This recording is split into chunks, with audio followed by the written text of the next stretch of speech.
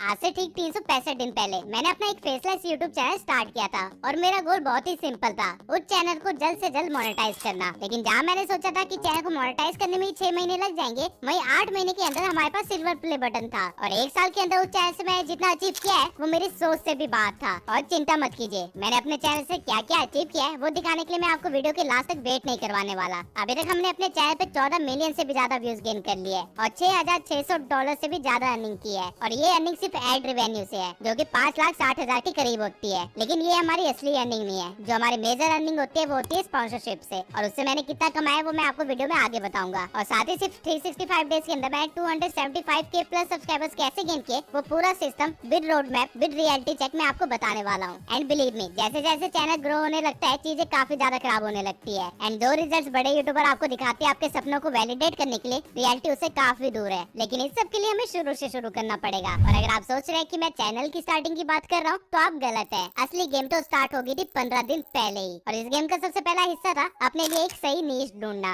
और अपने लिए नीश ढूंढते हुए मैं सोच रहा था कि इससे पहले भी तो मेरे काफी सारे चैनल थे, तो वो फेल क्यों हुए। और उसका रीजन ये था कि मैं लोगों को वो दिखा रहा था जो मुझे आता है, मैं उनको वो बता रहा था जो मुझे आता है, बजाय ये देखने के कि ऑडियंस को क्या नहीं आता और ऑडियंस को क्या नहीं पता। हर यूट्यूबर आपको यही बताता है कि जिस चीज में आपका इंटरेस्ट है उसे ही अपनी नीश बनानी चाहिए, लेकिन ये इन्फॉर्मेशन आधी है। रियलिटी में नीश 3 सर्कल से बनता है। पहला सर्कल आपका इंटरेस्ट होता है, दूसरा सर्कल आपकी मार्केट की जरूरत होती है और तीसरा सर्कल मोनेटाइजेशन होता है। जो भी चीज इन तीनों सर्कल के बीच में लाई करती है वो एक परफेक्ट नीश है, जो कि लॉन्ग टर्म में आपको फायदा देगी। अगर आप रैंडमली कोई नीश चूज कर लेते हो तो बहुत जल्दी आप उससे थक जाओगे और हो सकता है लॉन्ग टर्म में वो आपको इतना प्रॉफिट ना दे। सही तरह से नीश कैसे ढूंढते हैं इस पे तो मैंने ऑलरेडी एक डेडिकेटेड वीडियो बना रखी है, तो अगर आपने उसको नहीं देखा है तो पहले उसे देख लेना। नीश ढूंढने में और मार्केट को रिसर्च करने में मैंने पूरे 7 दिन लगाए। मैंने हर तरह की फेसलेस चैनल्स के आइडिया देखे और उनकी नीश भी पता करी। और उनकी नीश के साथ साथ मैंने ये भी देखा कि उनकी नीश में कितना सीपीआई मिल रहा है। और ये सारी चीजें करने के बाद जो मैंने चीजें फिगर आउट करी थी वो आपकी स्क्रीन पे अभी दिख रहा होगा।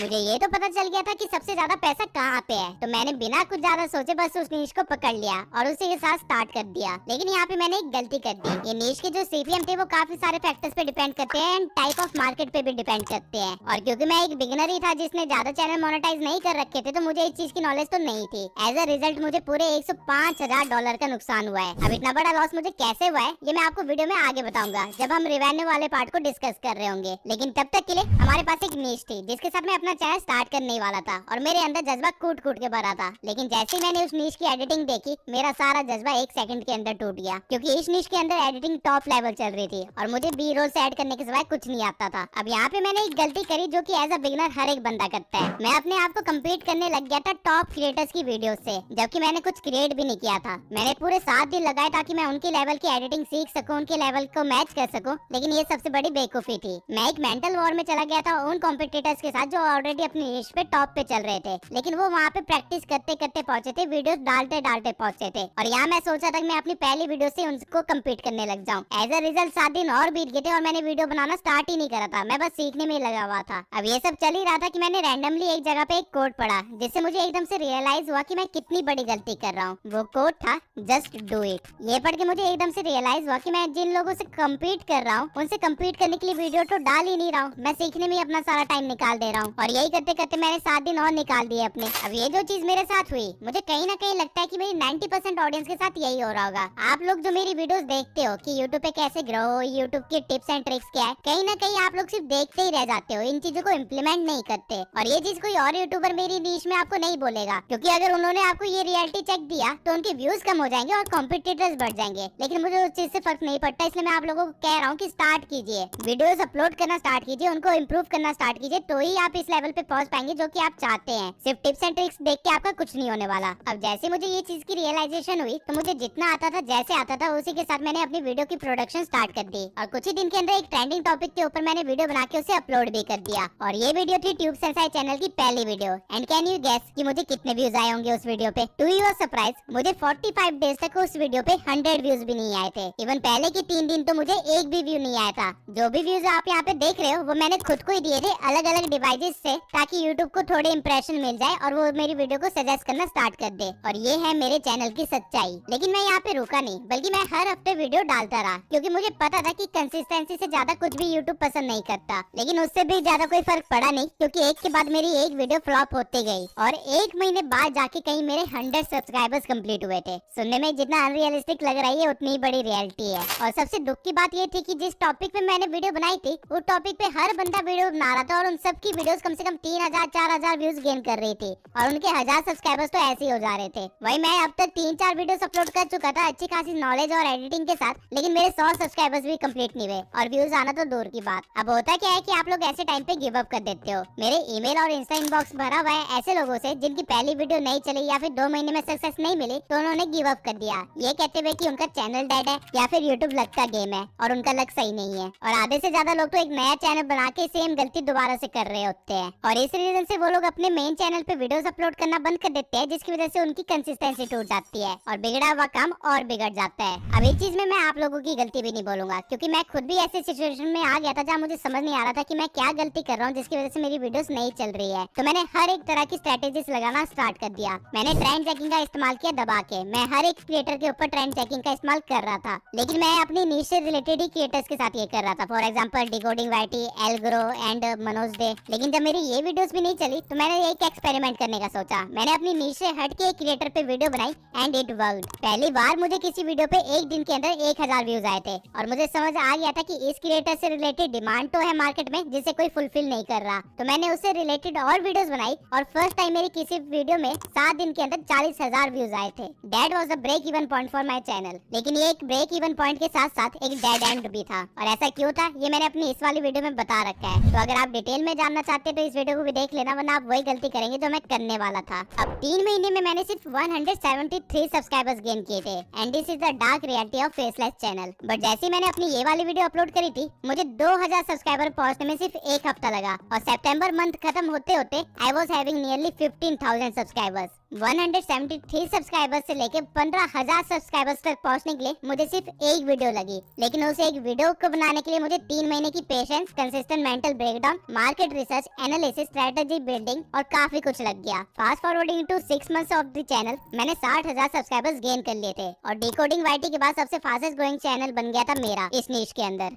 सभी कॉम्पिटिटर्स जिनकी पहले ही वीडियो वायरल हो गई थी, जिन्होंने काफी ज्यादा सब्सक्राइबर्स गेन कर लिए थे सिर्फ एक वीडियो से, वो सब मेरे से पीछे हो गए थे और यहाँ तक पहुँचने के लिए मुझे सिर्फ 22 वीडियोस लगी। और ये वही टाइम था जहाँ मुझे रियलाइज हुआ कि एक फेसलेस चैनल रन करना कितना मुश्किल होता है, क्योंकि लोगों के पास कोई फेस नहीं होता जिससे वो एंटरटेन हो या जिसपे वो ट्रस्ट कर सके। इसलिए आपको रेगुलरली खुद को अपडेट करते रहना पड़ता है। 1 सेकंड की भी चैन की सांस लेना पॉसिबल नहीं था मेरे लिए उस टाइम पे। कहने के लिए तो 22 वीडियो कोई ज्यादा नहीं थी अगर ये एक फेसलेस चैनल ना होता तो, लेकिन क्योंकि ये एक फेसलेस चैनल था तो मुझे लोगों को अपने कंटेंट पे हुक करके रखना बहुत ही मुश्किल हो गया था, क्योंकि लोगों को इन्फॉर्मेशन नहीं चाहिए। Yes, you heard it right. मैंने अपने चैनल की स्टार्टिंग में यूएसपी ट्रांसपेरेंट इन्फॉर्मेशन बनाई थी, यानी कि मैं चाहता था कि लोग मेरे चैनल को इस वे में जाने कि यहाँ पे कोई भी इन्फॉर्मेशन गलत मिल ही नहीं सकती, और ये हुआ भी। बट ये चीज मुझे और ज्यादा आगे नहीं ले जा सकती थी, क्योंकि लोगों को इन्फॉर्मेशन नहीं चाहिए, उनको इंफोटेनमेंट चाहिए, यानी कि इन्फॉर्मेशन विद एंटरटेनमेंट। और ये एक फेसलेस चैनल के लिए अपनी स्क्रिप्टिंग के थ्रू या फिर अपनी एडिटिंग के थ्रू करना ही पॉसिबल है। लेकिन अब मैंने नीश ऐसे चूज करी थी जहाँ पे अगर मैं स्क्रिप्टिंग को थोड़ा ज्यादा एंटरटेनिंग कर दूं तो एक्चुअल नॉलेज भूल ही जाएंगी जो मैं देना चाहता हूँ। तो मेरे पास एक ही रास्ता बचा था, जो कि था एडिटिंग को इम्प्रूव करना, and I improved it a lot. मेरी पहली वीडियो और 6 महीने बाद की वीडियो एडिटिंग में जमीन आसमान का अंतर था। लेकिन ये डिफरेंस लाने के लिए काफी सारे स्लीपलेस नाइट्स लगे, ओवर टाइम हार्डवर्क लगा, सैक्रिफाइसेस लगे, और लिटरली मैं हर महीने बीमार पड़ ही रहा था, क्योंकि मेरी बॉडी को रेस्ट चाहिए था जो कि मैं उसे प्रोवाइड नहीं कर रहा था। और ये एक बहुत ही बड़ी गलती थी जो मैं आपको सजेस्ट नहीं करूंगा, क्योंकि इसकी भरपाई मैं अपने पर्सनल लाइफ में अभी तक कर रहा हूँ। बट मैं यहाँ पे भी सेटिस्फाइड नहीं था, क्योंकि मेरी कोई भी वीडियो अभी तक मिलियन व्यूज टच नहीं की थी। तो ऑफिशियली मैं कभी ये नहीं बोल सकता था कि मेरी वीडियो वायरल चली गई। इसलिए मेरा अगला टारगेट अपनी वीडियो पे 1 मिलियन व्यूज लाना बन गया, और ये मैंने अचीव भी किया, लेकिन बहुत ही गलत तरीके से। अब मैं आपको एक और डार्क रियलिटी बताता हूँ सोशल मीडिया की। सोशल मीडिया पे अगर आप व्यूज पाना चाहते हैं तो नेगेटिव बन जाओ, क्योंकि लोगों को सही से ज्यादा गलत देखने में मजा आता है। यही रीजन है कि रजत दलाल, एलविश यादव जैसी कंट्रोवर्सीज इतनी वायरल होती है, और ध्रुव राठी की ज्यादा व्यूज आने के पीछे का कारण भी यही है। अब मुझे ये चीज पता तो थी, लेकिन मैंने इसे कभी इस्तेमाल नहीं किया था। बट मैंने जब इस चीज का इस्तेमाल किया, आप यकीन नहीं करेंगे, मेरी वीडियो ने एक्चुअल में 1 मिलियन व्यूज क्रॉस क्रॉस कर लिए।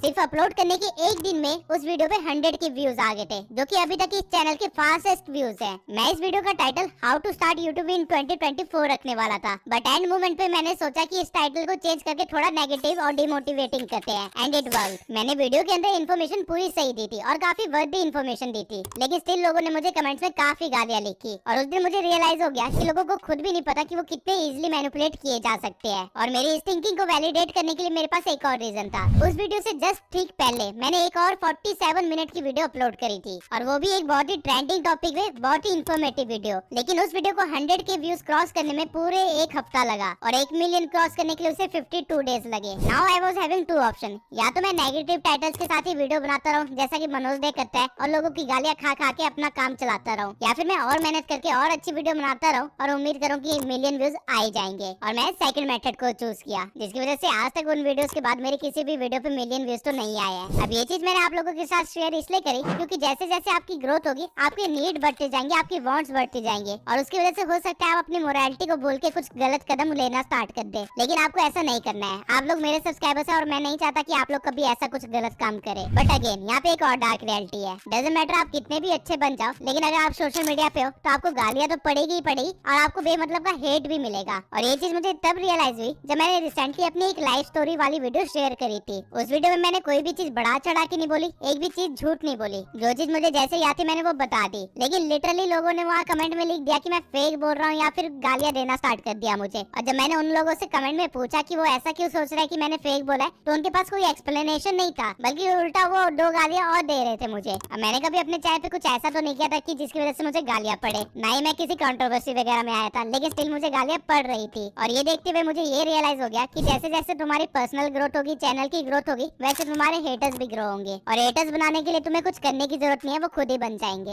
अब ये एक ऐसी चीज थी जिससे मैं बहुत ही ज्यादा अनजान था, क्योंकि सोशल मीडिया पे कभी इतनी ज्यादा फेम मुझे मिली नहीं थी पहले। बट एनीवेज हमने फरवरी 9 को 100 के क्रॉस कर लिए, एंड अपने चैनल को स्टार्ट करने के 8 महीने बाद ही हमारे पास सिल्वर प्ले बटन मिल गया। अब मैं आप लोगों से झूठ नहीं कहूंगा, लेकिन इन 8 महीनों में से 1 महीना भी ऐसा नहीं था जब मेरे को स्ट्रेटेजी बिल्डिंग नहीं करनी पड़ी, वीडियो के आइडियाज ढूंढने में प्रॉब्लम नहीं आई। और कई बार ऐसा भी हुआ कि जो मैं स्ट्रेटेजी बिल्ड करी और वीडियो आइडिया ढूंढे वो फ्लॉप भी हुए, लेकिन मैं अपने माइलस्टोन्स को अचीव करता रहा क्योंकि मैं कंसिस्टेंट था। फेलियर हो या फिर सक्सेस हो, उसके साथ कंसिस्टेंट रहो तो यूट्यूब पे आपका ग्रोथ कंफर्म है। अब आई नो आप में से आधे से ज्यादा लोगों का टारगेट तो 100 के ही होगा, तो मैं पहले आप लोगों के साथ वो सारी प्रॉब्लम शेयर कर लेता हूँ जो एक फेसलेस चैनल को 100 के तक पहुंचने के लिए फेस करनी पड़ेगी। और ये वो प्रॉब्लम्स नहीं है जो कि हर यूट्यूबर कवर करता है, क्योंकि उनका इलाज तो हर किसी के पास है, लेकिन वो वर्क नहीं कर रहे हैं। प्रॉब्लम एक्चुअली में साइकोलॉजिकल प्रॉब्लम है, ऑडियंस की डिमांड को समझना प्रॉब्लम है। तो उन चीजों से कैसे कोप करना है वो तो मैं आपको बताऊंगी, लेकिन उससे पहले प्रॉब्लम जान लेते हैं। सबसे पहली प्रॉब्लम है खुद का ब्रांड बनाना, क्योंकि अगर आप एक फेसलेस चैनल हो तो खुद का ब्रांड बनाना बहुत ही मुश्किल होता है। उसके बाद सेकंड पॉइंट है यूएसपी बिल्ड करना, यूनिक सेलिंग प्रोपोजिशन, यानी कि कुछ ऐसा यूनिक होना जिससे आपकी चैनल की आइडेंटिटी बने। तीसरा है ऑडियंस का ट्रस्ट जीतना, क्योंकि हमारी नीश में अगर हमारी ऑडियंस हम पे ट्रस्ट नहीं कर रही है तो हमारी नीश में हमारा होने का मतलब ही नहीं बनता। चौथा पॉइंट है कंसिस्टेंसी मेंटेन करना, जो कि पर्सनल लाइफ के साथ मेंटेन करना बहुत ही मुश्किल होता है। और पांचवा पॉइंट है कम्युनिटी बिल्डिंग, क्वालिटी कंटेंट बनाना, सही तरह से थंबनेल बनाना, सही तरह से वीडियो अपलोड करना, चैनल की सेटिंग सही रखना। ये सारी चीजें तो आपको बाकी सारे यूट्यूबर्स बता ही देंगे, मेरे खुद के चैनल पे इससे रिलेटेड काफी सारी वीडियोस है। बट ये कुछ ऐसी चीजें जो कि हर क्रिएटर के दिमाग में होती है, इसके ऊपर कोई डिस्कशन करता ही नहीं है। एज अ रिजल्ट आप लोगों को ये चीजें नहीं पता होती, आप लोगों को एक्सपीरियंस नहीं मिलता है, जिसकी वजह से आप फेल होते हो। तो अब मैं एक एक करके इन प्रॉब्लम्स के सॉल्यूशन भी आपको बता देता हूँ। तो सबसे पहला था खुद का ब्रांड बनाना। अब खुद का ब्रांड बनाने का मतलब ये नहीं होता कि खुद को सबसे बड़ा बना लेना, वो तो रिवॉर्ड होता है जो कि एक ब्रांड बनाने की वजह से आपको मिलता है। ब्रांड बनाने का असली मतलब ये होता है कि एक स्टोरी या फिर एक पर्सनैलिटी को लिंक कर देना अपने प्रोडक्ट से। फेस वाले चैनल ये बिना किसी दिक्कत के कर लेते हैं, क्योंकि उनकी फेस खुद ही एक पर्सनैलिटी होती है जो कि उनके चैनल से लिंक हो जाती है या उनके कंटेंट से लिंक हो जाती है। बट हमारे केस में ऐसा नहीं है, इसलिए अगर आप खुद को एक एज अ ब्रांड एस्टैब्लिश करना चाहते हो तो आपको अपनी एक यूएसपी बनानी पड़ेगी, और वही हमारा सेकंड पॉइंट है। यूएसपी का मतलब होता है यूनिक सेलिंग प्रोपोजिशन। अब जो फेस वाले चैनल्स होते हैं वो चाहे तो एक यूएसपी को सोच सकते हैं और अपने पूरे यूट्यूब करियर में सिर्फ उसी के साथ आगे बढ़ सकते हैं, उनका काम चलता रहेगा। बट एक फेसलेस चैनल ऐसा नहीं कर सकता। अगर आप एक फेसलेस चैनल है तो आपको टाइम टू टाइम अपनी यूएसपी को चेंज करना पड़ेगा, और वो भी अपनी पुरानी यूएसपी को मेंटेन करते हुए। फॉर एग्जांपल स्टार्टिंग में मेरी यूएसपी थी कि मैं ट्रांसपेरेंट इन्फॉर्मेशन देता हूँ, लेकिन इससे मैं सिर्फ 50,000 सब्सक्राइबर्स तक ही गेन कर पाया। उसके बाद मैंने अपनी यूएसपी को चेंज किया और अपनी एडिटिंग स्टाइल को अपनी यूएसपी बना लिया। अब ये चीज को कम से कम 6 से 8 महीने हो गए हैं और ये चीज अभी भी वर्क कर रही थी, लेकिन अगेन अब 1 साल बाद मुझे एक नई यूएसपी ढूंढनी है, और ये एक ऑनगोइंग प्रोसेस है। इवन इस स्टेज पे पहुंचने के बाद भी मुझे यूएसपी ढूंढनी है, तो आपको तो ये करते ही रहना पड़ेगा ना। अगर आपने खुद को एज अ ब्रांड शो करने की कोशिश करी है तो आपको लोगों का ट्रस्ट भी जीतना पड़ेगा, क्योंकि जिस ब्रांड पे लोग ट्रस्ट नहीं करते वो ब्रांड ही नहीं होता।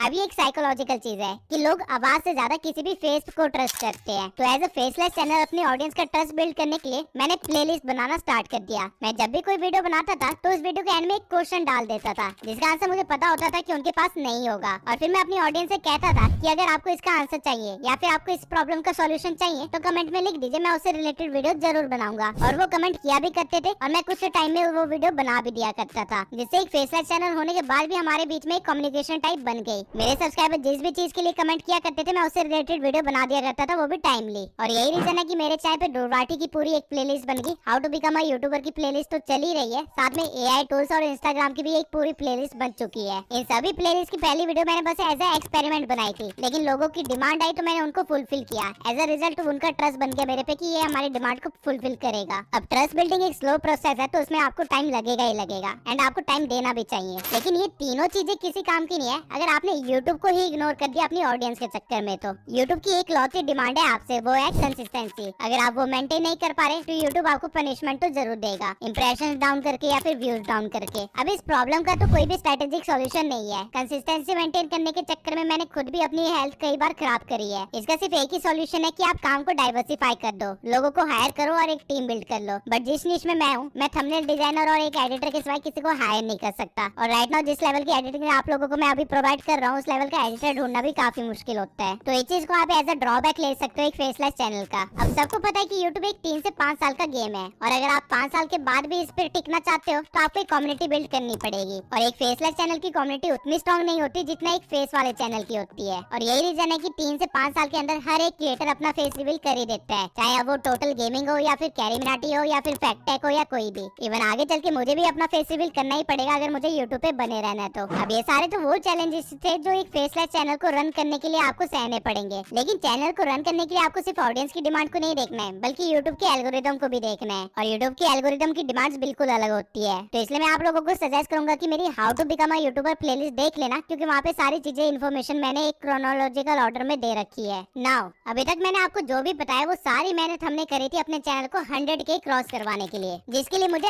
8 महीने लगे। बट 100K से 200K तक पहुंचने में मुझे सिर्फ 4 महीने लगे, और 200K से 300K तक पहुंचने में मुझे सिर्फ 3 महीने लगने वाले हैं। ये फायदा होता है कंसिस्टेंसी का। नाउ ये सारी प्लानिंग, प्लॉटिंग, हार्डवर्क, ये सब इंसान सिर्फ एक चीज के लिए करता है, पैसा। और पैसों के बारे में कोई भी यूट्यूबर खुल के नहीं बताता। But don't worry, tube sense है आपके लिए ये भी करेगा। यूट्यूब के एडसेंस से पहले महीने में मुझे सिर्फ $82 आए थे, और उसके 6 महीने बाद भी मुझे सिर्फ $500 तक ही अर्निंग हो रही थी। इतनी सारी मेहनत और इतने सारे क्योस के बाद भी मुझे सिर्फ $500 मिल रहे थे, जो कि ऑब्वियसली वर्थ नहीं था। और यही एक टाइम होता है कि यूट्यूबर की लाइफ में जब वो स्पॉन्सरशिप करना स्टार्ट करता है। रीजन ये नहीं होता कि उसको ब्रांड्स को प्रमोट करने में मजा आता है, लेकिन पॉइंट ये है कि आप सिर्फ यूट्यूब की अर्निंग के बेसिस पे नहीं बैठे रह सकते। बट यहाँ पे अगेन एक प्रॉब्लम थी, लोगों को स्पॉन्सरशिप नहीं पसंद। I have literally no clue कि इंडियन लोगों को स्पॉन्सरशिप इतनी नेगेटिव वे में क्यों दिखती है, बट ऐसा है। मैंने कभी भी किसी बैटिंग ऐप या फिर किसी स्पैमिंग कंपनी की स्पॉन्सरशिप नहीं करी, क्योंकि मैं खुद उन चीजों को गलत मानता हूँ। ऑल्दो वो कंपनीज 10-10 लाख देने के लिए तैयार है right at the moment, but इनको करना मेरे लिए सही नहीं है, क्योंकि मैंने जो अपनी ऑडियंस के साथ ट्रस्ट बनाया था वो टूट सकता है। मेरी ऑडियंस काफी हद तक बच्चे ही हैं, तो वो बड़े इजीली इन्फ्लुएंस हो सकते हैं और एक गलत काम कर सकते हैं। बट अगेन यही काम अगर फुकरा इंसान कर रहा होता है, एल्विश यादव कर रहा होता है, या फिर कोई बड़ा यूट्यूबर कर रहा होता है, तो लोगों को इससे कोई फर्क नहीं पड़ता। अंटिल कोई छोटा यूट्यूबर कर रहा है तो उसको गालियां पड़ेगी, लेकिन बड़े यूट्यूबर को कोई कुछ नहीं बोलता। और ये एक डार्क रियलिटी है इस इंडस्ट्री की। और मुझे जब भी कोई स्पॉन्सरशिप आती है तो मैं हमेशा ट्राई करता हूँ कि उन स्पॉन्सरशिप के थ्रू भी मैं अपनी ऑडियंस को एजुकेट कर सकूं, उनको नॉलेज दे सकूं। But as I said, doesn't matter आप कितने भी अच्छे काम कर लो, सोशल मीडिया पे आपको गालियां तो पड़ेगी ही पड़ेगी। मैं हमेशा स्पॉन्सरशिप वही लेता था जो मेरी नीश से रिलेटेड हो, और जो भी स्पॉन्सरशिप मेरे पास आती थी मैं हमेशा ट्राई करता था कि मेरी ऑडियंस उससे मैक्सिमम प्रॉफिट निकाल सके। इसलिए मैं स्पॉन्सर्ड ऐप या वेबसाइट के थ्रू भी नॉलेज देने की कोशिश करता था, और ना ही मैंने कभी किसी स्पॉन्सरशिप की बेमतलब की तारीफ करी। जो काम उनका अच्छा था मैंने उसको प्रेस किया, जो काम उनका अच्छा नहीं था वो मैंने किसी वीडियो में या कमेंट में जाके बता ही दिया कि ये अच्छा काम नहीं है इनका, ये मत करना। बट स्टिल लोगों ने मुझे ये कमेंट किए हैं, और ये चीजें आपके साथ भी होगी। ऑडियंस को इस चीज से कोई फर्क नहीं पड़ता कि आपने उनके लिए क्या किया है या फिर क्या कर रहे हो, उनको सिर्फ इस चीज से फर्क पड़ता है कि उनका काम निकल जाए। एंड सॉरी टू से, बट ये एक डार्क रियलिटी है कि ऑडियंस की भी डबल स्टैंडर्ड्स हैं। अगर कोई बड़ा यूट्यूबर या फेस वाला चैनल कोई अगर कुछ ऐसा गलत प्रमोट कर भी रहा है, भले ही वो ट्रेडिंग के थ्रू हो या फिर गैमलिंग ऐप हो या फैंटेसी ऐप हो, तो लोग उसको भी देख लेते हैं, उनसे इन्फ्लुएंस होकर काम शुरू भी कर देते हैं। लेकिन अगर एक फेसलेस चैनल हो के आपने ये गलती करी तो आपको जो गालियां पड़ेंगी उससे आपको सिर्फ भगवान ही बचा सकता है। अब एक बार ऑडियंस की साइकोलॉजी को साइड रख के मैं आपको एल्गोरिदम का भी बता देता हूँ कि स्पॉन्सर्ड वीडियो से एल्गोरिदम पे क्या फर्क पड़ता है। आप जब भी कोई स्पॉन्सर्ड वीडियो करोगे तो आपको हमेशा उस पर कम व्यूज आएंगे। एज अ रिजल्ट जो आप अगली वीडियो डालोगे उस पर भी कम व्यूज आएंगे, क्योंकि पहली वीडियो पे जब कम व्यूज आए थे तो आपके रिटर्निंग व्यूज कम हो गए थे, और अगली वीडियो जो आपने डाली यूट्यूब ने उसको उतने ही लोगों को दिखाया जितने ने पिछली बार आपकी वीडियो देखी थी। तो मतलब आपका एक रेशियो गिर जाता है रिटर्निंग व्यूज का। लेकिन इसे टैकल करने का एक सोल्यूशन है जो मैंने फाइंड आउट किया था और मेरे लिए वर्क करता है। आप जब भी कोई स्पॉन्सर्ड वीडियो डाल रहे हो तो उसकी अगली वीडियो कोई ऐसी डालना जो बहुत ही ज्यादा ट्रेंडिंग हो, या फिर एक बहुत ही जनरल ऑडियंस के लिए बहुत ही ब्रॉड कैटेगरी का कोई टॉपिक उठा के डालना जिसको बहुत ज्यादा लोग देखे। अगर आप ऐसा करते हो तो आप अपने ऑडियंस को मेंटेन कर पाओगे, अपने व्यूज को मेंटेन कर पाओगे, वरना आपका चैनल धीरे धीरे डेड हो जाएगा। एंड ट्राई करना कि ज्यादा स्पॉन्सरशिप ना करो।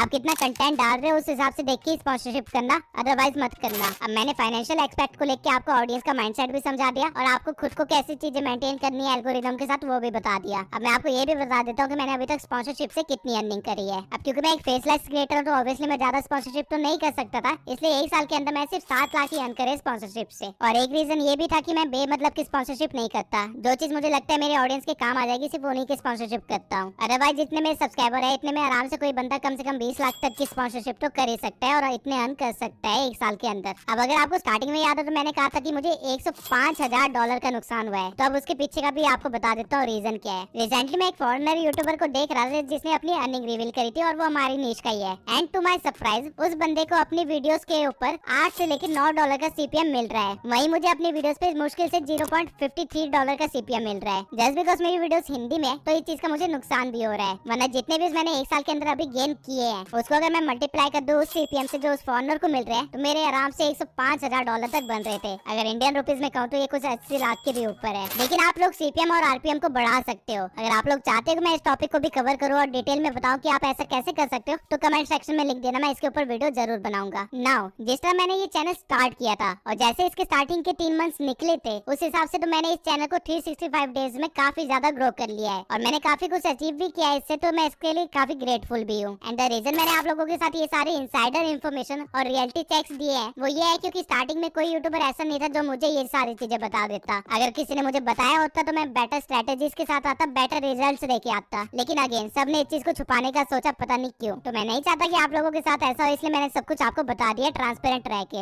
आई होप आप लोगों की ये 365 डेज की स्टोरी उतनी ही इंटरेस्टिंग लगी हो जितनी ही एक्साइटिंग ये मेरे लिए एक्चुअल में थी। और अगर आप लोग इस आवाज के पीछे की शक्ल देखना चाहते हो तो जल्दी से 500 के करवा दो, मैं 500 के बाद अपना फेस रिवील कर दूंगा। लेकिन तब तक मैं आप लोगों को एक चैलेंज भी देना चाहता हूँ, 365 डे चैलेंज फॉर यूट्यूब। मैं चाहता हूँ कि आप लोग अपना एक निश डिसाइड कीजिए और 365 डेज तक उस पर वर्क कीजिए, अच्छे अच्छे कंटेंट डालिए। मैं आप लोगों के लिए इंस्टाग्राम पे एक स्पेशल कम्युनिटी और ग्रुप बनाने वाला हूँ। तो अगर आप लोग अपना चैनल स्टार्ट करते हैं, मुझे अपनी स्टोरी में टैग करते हैं इंस्टाग्राम पे, और अगर मुझे आपका चैनल वर्थी लगता है अपनी कम्युनिटी में ऐड करने के लिए, तो मैं आप लोगों को एक ग्रुप में ऐड करूंगा जहाँ पे आप जैसे और भी हसलर्स होंगे, ताकि आप लोग एक दूसरे की हेल्प करते हुए आगे बढ़ सके। मैं टाइम टू टाइम उस कम्युनिटी के अंदर आके आप लोगों को गाइड भी करता रहूंगा, लेकिन बहुत सारे काम होने की वजह से मैं ज्यादा एक्टिव नहीं रह पाऊंगा। इसलिए मैं चाहता हूँ कि आप लोग ग्रुप में ऐड हो जाए और एक दूसरे की हेल्प करते हुए ही आगे बढ़े। तो अगर आपको इस कम्युनिटी के अंदर ऐड होना है तो सबसे पहला काम आपको ये करना है कि आपको चैनल बना के उस पर कम से कम 10 वीडियोस डालनी है और उसके बाद मुझे इंस्टा स्टोरी पे टैग करना है विद हैशटैग 365 यूट्यूब चैलेंज। उसके बाद मैं आपके चैनल को एक बार रिव्यू करूंगा, वेरीफाई करूंगा और देखूंगा कि आपका चैनल कम्युनिटी में ऐड करने लायक है या नहीं। एक बार आप कम्युनिटी में ऐड हो जाते हैं तो आपको आप जैसे काफी सारे लोग मिलेंगे जो आपको ग्रोथ के लिए हेल्प कर देंगे, आपको टिप्स भी देंगे, आप लोग एक दूसरे के साथ कोलैबोरेट भी कर सकते हो और बहुत सारी अपॉर्चुनिटीज आपके सामने खुल जाएगी। तो बस इस वीडियो के लिए इतना ही, मिलते हैं अगली वीडियो में।